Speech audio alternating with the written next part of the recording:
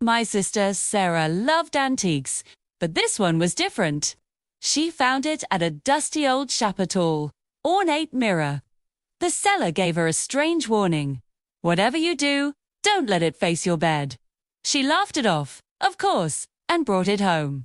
That first night, I remember hearing distant thunder as she unpacked it. The reflection in the dim lamplight was distorted. A few nights later, around 3 a.m., she woke me up, frantic.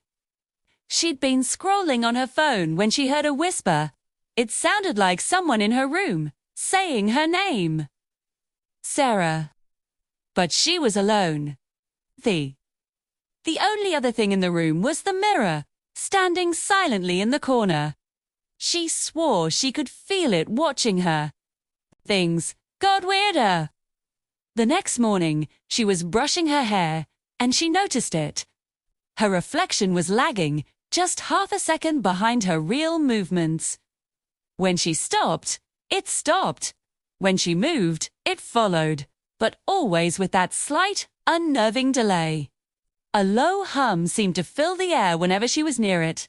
That evening, she called me, her voice trembling. "It's Lernie," she whispered.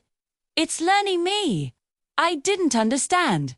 She tried to explain, her face pale in the video call. She said it wasn't just lagging anymore. It was starting to anticipate her movements, mimicking her expressions before she even made them. She said she could see faint shapes swirling inside the glass, almost like faces trapped behind the surface. She tried covering it with a blanket, but the whispers didn't stop.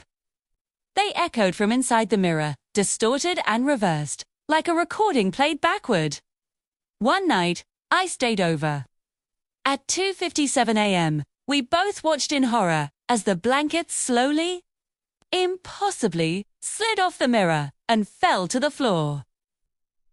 In the darkness, the glass seemed to glow faintly. That's when she saw it. Shells.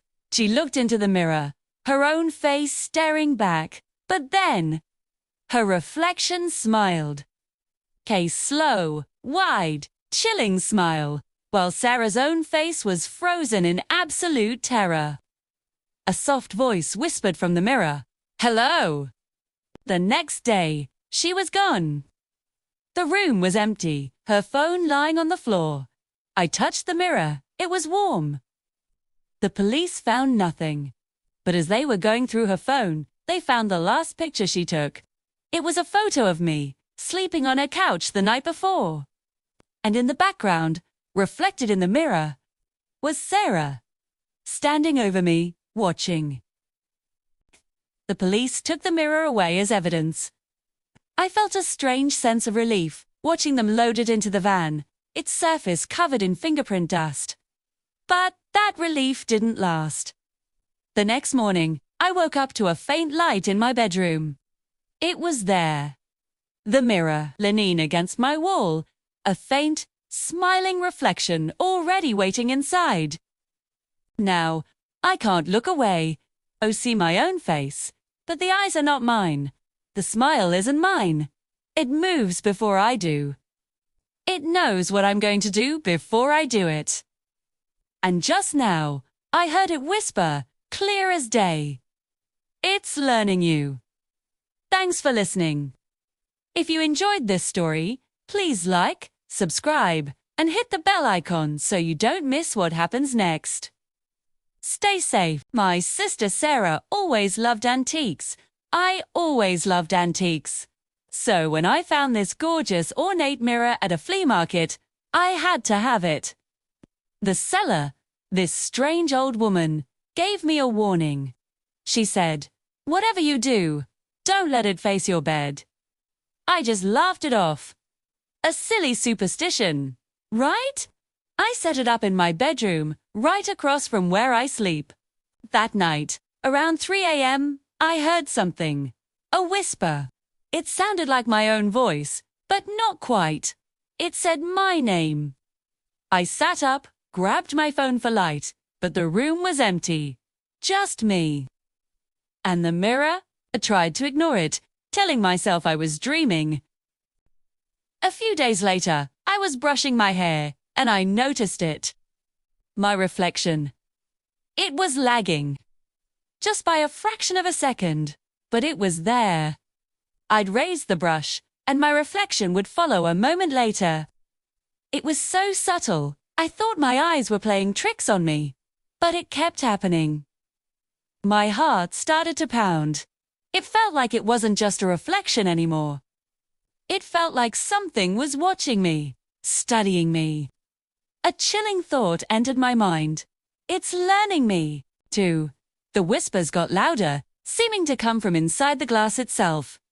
Sometimes, I'd see shapes swirling just beneath the surface, like faces in dark water. I got so scared I threw a blanket over it. For a few nights, there was silence, peace.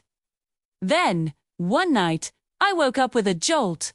The clock on my phone read 2:57 a.m., and I watched, frozen in terror, as the blanket slid off the mirror all by itself. I stared into the glass, my heart hammering against my ribs. And then, my reflection smiled. A slow, wide, chilling smile that didn't touch my own terrified face. A faint whisper echoed from the mirror. Hello. The next morning, I was gone. Vanished. The police found my room empty, my phone lying on the floor. They said the only odd thing was the mirror. It was warm to the touch. They couldn't find me, of course. How could they? I was trapped. The police eventually took the mirror away as evidence. I thought maybe, just maybe, it was over. But a week later, I woke up, and there it was, leaning against my wall, as if it had never left. And in the reflection, I could see her, the other me, smiling. Now, when I look in the mirror, she moves first. Her smile comes a second before mine. Her eyes glow with a light that isn't my own. And sometimes, in the dead of night, I hear her whisper to the empty room, to the new person sleeping in my bed. It's learning you now. Thanks for watching. If you like creepy stories, make sure to follow for more.